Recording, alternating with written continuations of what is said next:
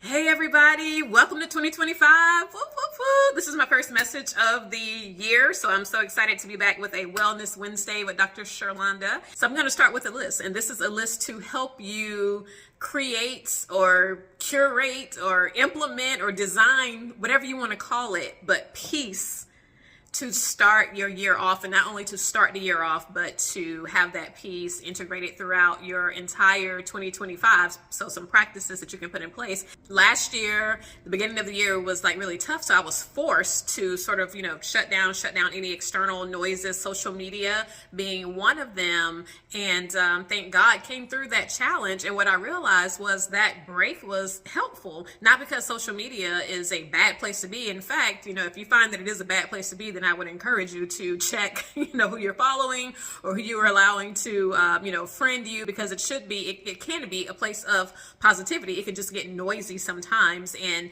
for me, wanting to have that clarity so that I can be aligned with the mission that's at hand, it's a way for me to quiet the noise this year by choice, thank God. So 3 P's. So the first P in pursuing peace is the pause. However that looks for you. Like I said, for me, it's a social media break, but looking at what you can do to pause, to cut out some of that external noise. The second one is playlist.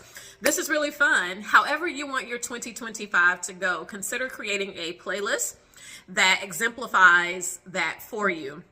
So one of the mantras that I came up with for this year, courtesy of the artist Flavor, premium or nothing. And I heard that song, one of my book club sisters did a reel, and it was the first time I heard the song, but that stood out. Like that entire song, that's all I heard was premium or nothing. And what it meant to me is, when I put my hand to something, I want to do it in excellency or just not do it at all. And so with that mantra, thinking of songs that conveys that message is a great playlist to create, because we all ebb and flow, right? We're not always at our highest. We're not always at 100%. And when we're not, listening to a playlist can lift our spirits and get us back in alignment with where we're trying to go. So you can play that in the morning times, when you're getting ready for work, during your commute, exercising, just to get that in your subconscious. And then the third P, it's people.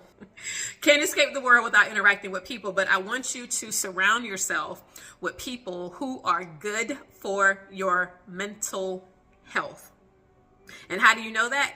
It's simple. You pay attention to how you feel after interactions, and your body will let you know when someone is good for your mental health. If you interact with somebody and you leave feeling refreshed, like, oh, that was like a breath of fresh air, or you feel inspired, you feel like this internal energy, you're feeling wholesome, likely that person's good for your mental health.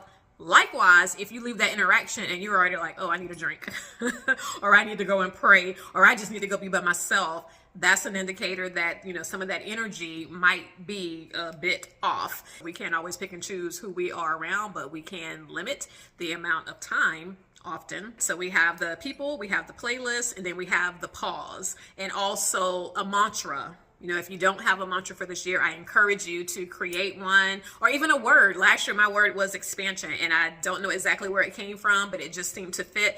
And next thing I know, I looked around, and that's what I saw: expansion. Expansion in mindset, expansion in all territories, and not just in my life, but in the lives of those closest to me. So my word for this year is elevate. Whether it's elevating my influence, elevating, again, the premium or nothing, meaning that elevating the excellency in which I do the tasks that are assigned to my hand. So I encourage you to choose a word, stick with the word, and we're not always going to hit it 100%. That is not the goal, to hit it 100%, but the goal is that when we find ourselves kind of slipping, we have a way to get back into alignment. So again, welcome to 2025. My prayer is that we have an anchor that keeps us steady, because of course, having a great year is not the absence of challenges or adversity, but it's the ability to remain steadfast, and to also support other people